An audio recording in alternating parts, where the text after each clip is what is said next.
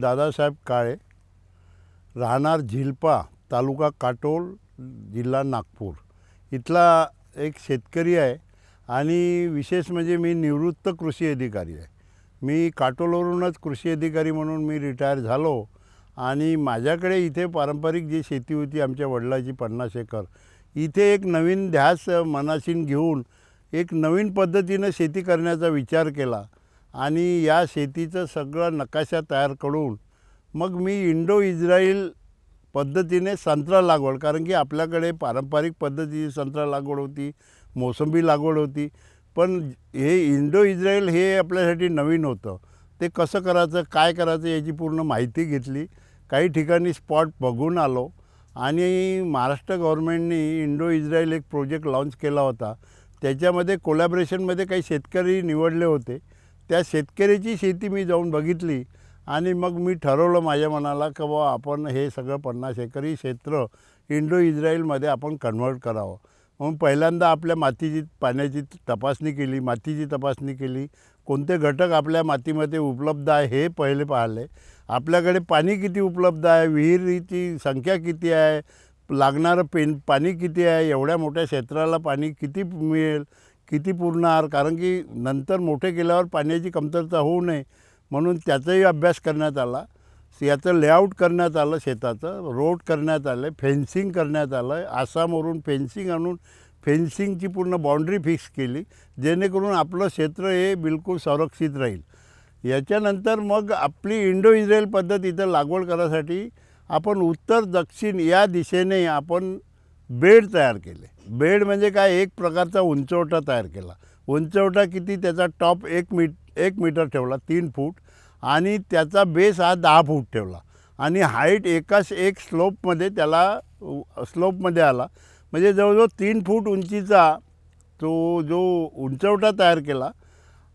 याचं कारण उंचवटा तयार करायचं एकच होतं की आपल्या शेतामध्ये पडणारा पाऊस आपल्या शेतात थांबू नये, रनआउट झाला पाहिजे. त्याच्यासाठी आपण ड्रेनेजची सोय केली, जागोजागी आउटलेट काढल्या, मेन ड्रेनला सगळ्या ड्रेन मिळवल्या आणि सगळं पाण्याचं डिस्पोजल आपण एका ठिकाणी केलं. म्हणजे जेणेकरून शेतामध्ये पाणी किती ml पडला, किती मिलीमीटर पडला तर शेतात आपण नेहमी मोकळं चालू शकतो, अशा प्रकारे इथं नियोजन केलं.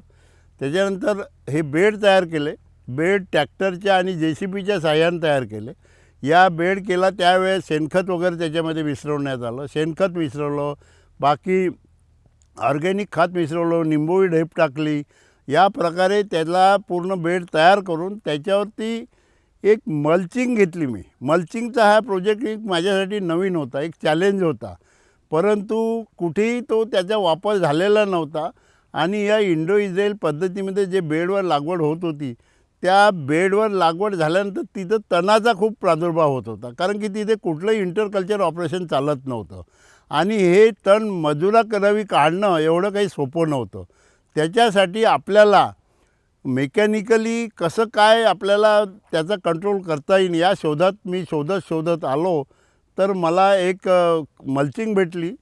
ते GSMमध्ये 500 GSM आहे आणि ते अल्ट्राव्हायलेट टेस्ट आहे. म्हणजे तिचं आयुष्य जवळजवळ 15 ते 20 वर्ष आहे, जर मेकॅनिकल डॅमेज झालं नाही तर. आणि त्याचं वैशिष्ट्य म्हणजे असं, त्याच्यातून पाणी आणि हवा दोन्ही आतमध्ये जाते. म्हणजे वरतून नळी टाकली तरी झाडाला पाणी मिळते आणि मुळांना हवा भेटते. त्याच्यामुळे ते एक मी सिलेक्शन केलं आणि हे मल्चिंग केलं पहिले. याप्रमाणे याची पूर्ण बाउंड्रीच्या आजूबाजूनी ट्रॅक्टर चालवण्यासाठी जागा सोडली 10-15 फूट. आणि त्याच्यानंतर मार्किंग केलं. मार्किंग म्हणजे 2 ओळीतलं अंतर 20 फूट आणि 2 झाडातलं अंतर 10 फूट. या प्रकारे हे पूर्ण मार्किंग केली. मार्किंग केल्यानंतर तिथं गड्डे करण्यात आले. आणि आपल्या पंजाबराव कृषी विद्यापीठ भरतनगरच्या साईडवरून आणि महाराष्ट्र शासनाच्या सुसंद्री फार्मवरून प्लॅन घेण्यात आले, पण त्याचं लागवड करण्यात आली. इंडो इज्राईलचा उद्देश शेतकरी बंधूंनो ह्याच एक महत्त्वाचा आहे का या पद्धतीमध्ये जे आपण कालांतराने नेहमी फायटोप्थोरा हे जे ओरडत होतो किंवा फायटोप्थोरा कशामुळे येतो, पाण्यामुळे, अति पाणी झाल्यामुळे. तर आपल्या शेतात पडलेलं पाणी आपलं बेडवर झाडं असल्यामुळे झाडाच्या मुळापाशी थांबून राहत नाही, पाणी रनआउट होते आणि झाडापाचची जमीन सगळी भुसभुशीत होत राहते आणि नेहमी हवा खेळती असल्यामुळे मुळं जमिनीमध्ये इझिली चाल करू शकतात आणि अन्नद्रव्य उचलू शकतात आणि त्याच्यामुळे झाडाची क्वालिटी ग्रोथ चांगल्या रीतीनं अशा प्रकारे मी जवळजवळ 9,000 झाडं तयार केलेले आहे. याच्यात मोसंबी पण आहे, संत्रा पण आहे. आता माझ्या झाडाला जवळजवळ या प्लॉटला 6.5 वर्ष झालेले आहे आणि तिकडला जो प्लॉट आहे मोठा प्लॉट त्याला 8 वर्ष झालेले आहे. दरवर्षी आंब्या मिरूक याची फळधारणा होते. चांगल्या पद्धतीनं इथे फळ धरलेले आहे आणि झाडाची क्वालिटी आपण बघत आहे. झाडाची क्वालिटी बी चांगली आहे. याचं एकमेव कारण आपण केलेली मेहनत. कारण की टेक्नॉलॉजी कोणतीही वापरा, पण त्या टेक्नॉलॉजीला वापरणं, तिच्यासाठी तिची जाणीव करणं हे एक माणसाला गरजेचं आहे. कारण की उंचवटा असल्यामुळे तिथं ड्रीप आलं. ड्रीप हे आवश्यक आहे. ड्रीपाशिवाय झाडं होऊ शकत नाही. मग किती ड्रीप द्यायचं, किती mlचं द्यायचं, आपल्याला झाडाला लागणारं पाणी किती, जानेवारीमध्ये किती, फरवरीमध्ये किती, मार्च, एप्रिल, मे या प्रत्येक महिन्याचं कोष्टक ठरलेलं आहे. या कोष्टकाचा विचार करून आपल्या जो संच घेणार आहोत आपण त्याप्रमाणे आपल्याला संचाची निवड करावं लागेल. त्याप्रमाणे लॅटरलचा डिस्चार्ज ठरवावा लागेल. 2 ml किंवा 4 ml per litre, 2 litre per hour या 4 लिटर पर आवर हे सगळं आपल्या पाण्याच्या रिक्वायरमेंटवर आणि पाण्याच्या उपलब्धतेवर आपण निवडू शकतो. तर मी इथे 4 लॅटरल दिलेले आहे आणि हा सगळा प्लॅन्ट ॲटोमॅटिक पूर्ण रनआउट होत आहे.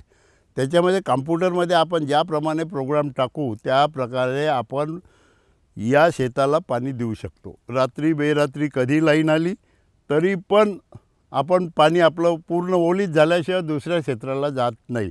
हे एक तांत्रिक टेक्निकल म्हणजे आपल्याला याचं एक हे मिळालेलं आहे, कवच मिळालेलं आहे. कारण ते तंत्रज्ञान आलेलं आहे, त्याचा फायदा आपण याप्रमाणे घेतला पाहिजे. आणि याचं बेरिंगच्या वेळेस यावर येणारे कीड रोग हे नेहमी ठरलेलं आहे. संत्र्यावरती येणारं कीड नवतीवरती येणारा सायट्रसिला, त्याच्यानंतर येणार माईट, थ्रिप्स हे ठरलेले आहे. याच्यासाठी स्पेसिफिक दवाया कंपनीने तयार केलेल्या आहे. मोठ्या मोठ्या कंपन्या याच्यामध्ये निघालेल्या आहे. आपली फळ संशोधन केंद्र वडली तिथे आता नवीन मॅडम आल्या, HOD मॅडम गावंडे मॅडम, त्या इथे येऊन गेल्या. त्यांचंही चांगलं मार्गदर्शन मला लाभलं. तसेच त्यांच्या संपूर्ण टीमचं पण सुद्धा मार्गदर्शन लाभलेलं आहे. महाराष्ट्र शासन कृषी विभाग, PKVचे शास्त्रज्ञ, NRCCचे शास्त्रज्ञ त्यांचं पण मार्गदर्शन चांगलं लाभलेलं आहे. ह्या सगळ्याच्या ज्ञानाचा फायदा घेऊन सगळ्याच्या सहकार्यानं हा मी एक प्रोजेक्ट रनआउट करत आहे. आता माझं वय 66-67 वर्षाचं आहे.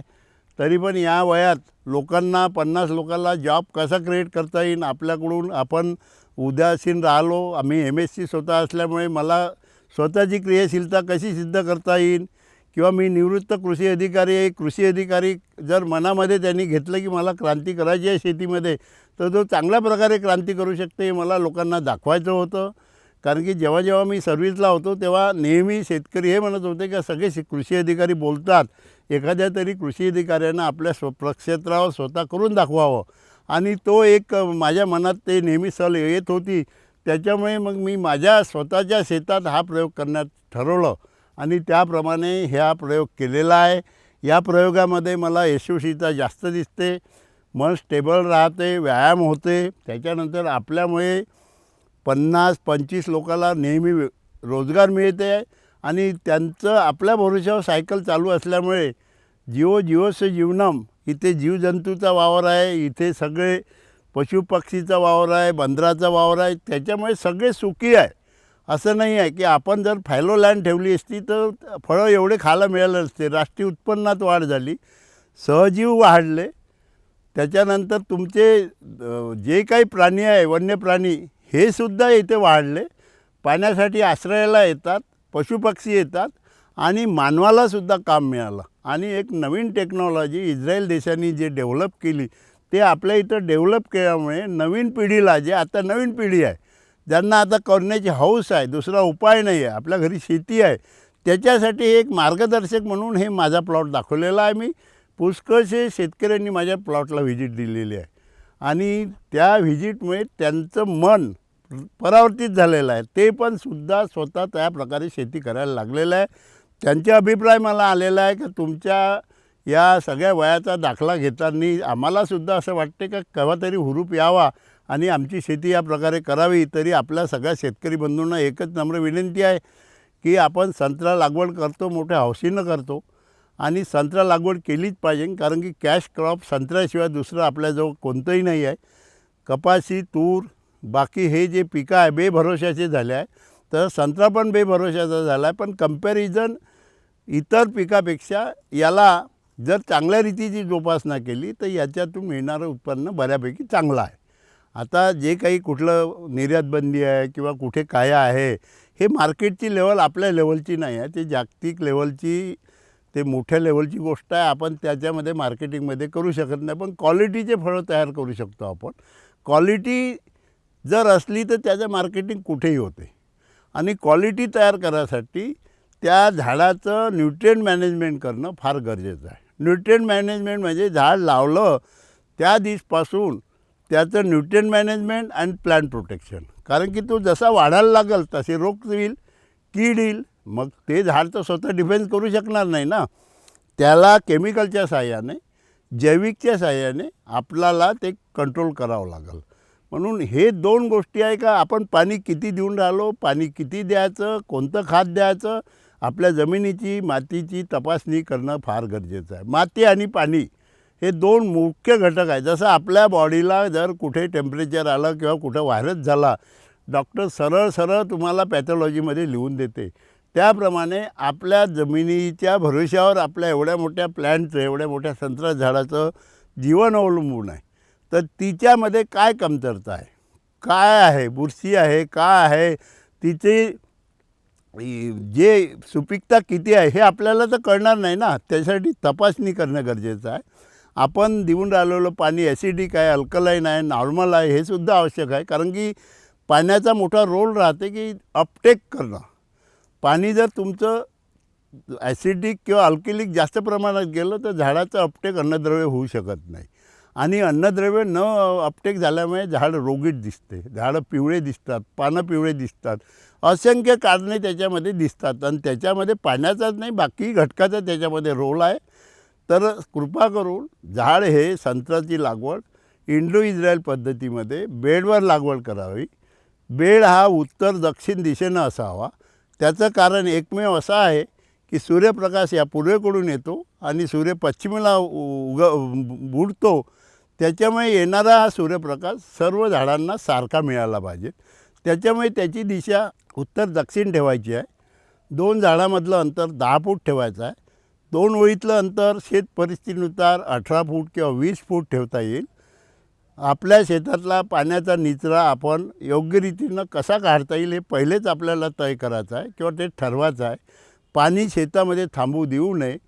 आणि या प्रकारे जर प्रत्येक शेतकऱ्यानं संत्र्याची झाड लावल्यानंतर त्याची निगा जर राखली तर नक्कीच तो शेतकरी यशस्वी होईल, यात काहीच शंका नाही.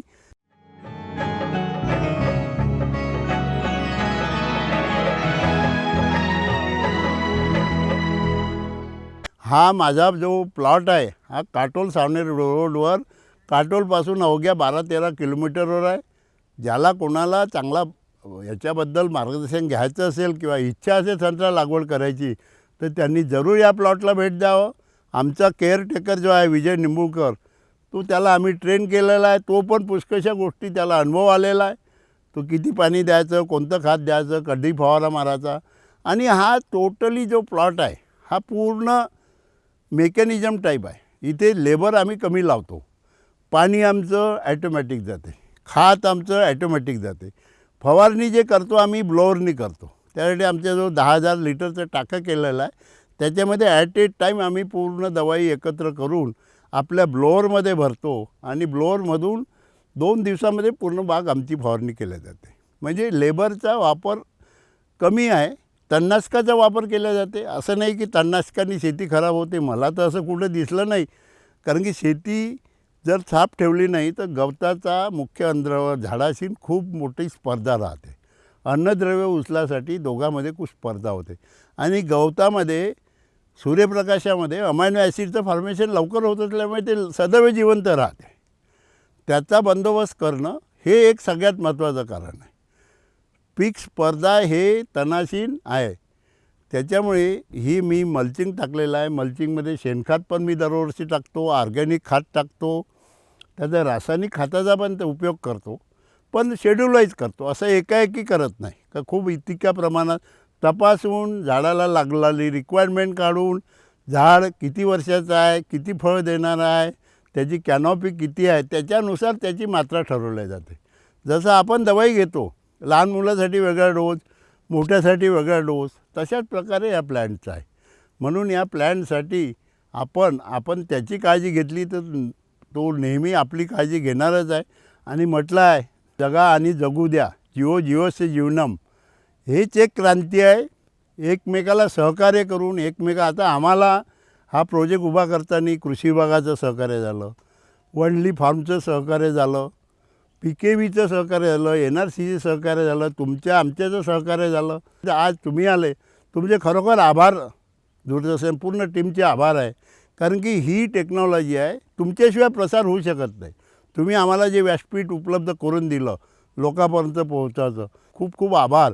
कारण की हे प्रसारण करणं हे एकट्याचं काम नाही आहे. एकटा कोणाला एवढं मोठं सांगू शकत नाही.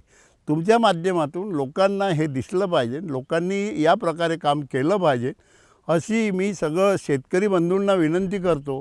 आणि त्यांनी जरूर हा फार्म पाहायला यावं आणि या टेक्नॉलॉजीचा फायदा घ्यावा, अशी मी तुम्हा सर्वांना विनंती करतो.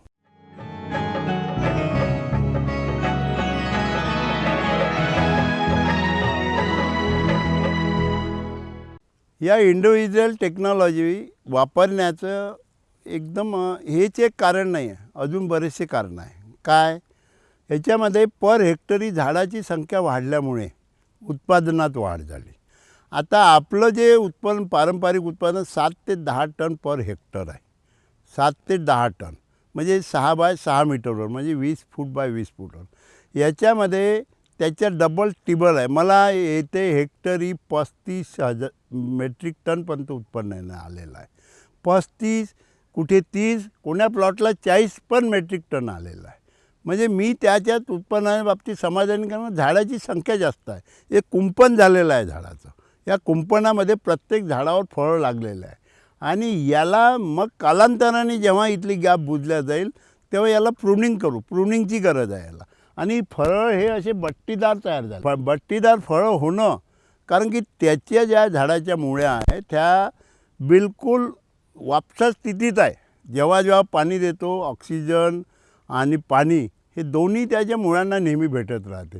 त्याच्यामुळे अन्नद्रव्य ते इझिली उचलून राहिलेलं आहे.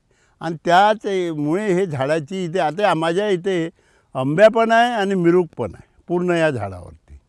त्याचं कारण हेच आहे की त्याला योग्य ट्रीटमेंट केल्यामुळे तिथे मिरूक पण धरण्यात आला आणि आंब्या पण धरण्यात. म्हणून याच्यामध्ये उत्पन्न, आपला जो शेती करण्याचा उद्देश असा आहे की उत्पन्न येणारं शेतीतलं जास्तीत जास्त कसं येईल, त्यासाठी कोणती टेक्नॉलॉजी वापरता येईल, त्याच्यासाठी इंडो-इज्रायल ही टेक्नॉलॉजी आहे. याच्यामध्ये नक्कीच उत्पादनात भर पडते. त्याच्यानंतर बाकी मेंटेनन्सचा त्रास कमी होतो आणि झाडाची क्वालिटी चांगली राहते. सगळ्यात महत्त्वाचं म्हणजे क्वालिटी. तर क्वालिटी जर चांगली असली, हेल्थ झाडाची चांगली असली, तर त्याच्यापासून मिळणारं उत्पन्नसुद्धा चांगलंच राहील आणि चांगलंच त्याच्यात प्रॉफिट होईल आणि उत्पन्नात वाढ होईल. उत्पन्न एका दमानं पर हेक्टरी वाढेल. त्याप्रमाणे मार्केटिंगचं जर बट्टीदार फळे असले तर आमच्याकडे मार्केटिंग, आता आमच्याकडे मॅनपॉवर कमी असल्यामुळे आम्ही कुठे एक्सपोर्ट करत नाही. पण तरी एकदा माझ्या इथले संत्रे दुबईला मी पाठवले एका मॅडम ते एक्सपोर्टरच्या माध्यमातून. तिथे माझ्या फळाला चांगली मागणी झाली. त्यावेळेस माझ्याकडे 30 टन संत्रं होते, पण ते तेवढे संपेपर्यंत त्यांची मागणी आम्ही ते 30 टनपर्यंत पूर्ण केली. बाकी मग आमचे संत्रं संपल्यामुळे आम्ही ते पूर्ण करू शकलो नाही. पण माझ्याकडले जे खरीददार आहे, बट्टीदार संत्रं असल्यामुळे, चांगले संत्रं असल्यामुळे मला चांगले भाव देऊन जातात आणि ते बांगलादेशला, काही दुबईला ते एक्सपोर्ट करतात. आता माझ्याकडे या वयोमानामुळे जर हँडपॉवर राहिलं असते तर मी सुद्धा तो प्रयत्न केला असता. पण ते माझ्या इथूनच मला समाधानकारक भाव मिळत असल्यामुळे मी त्याच्यातच समाधानी आहो आणि चांगल्या रीतीनं हे चालू आहे.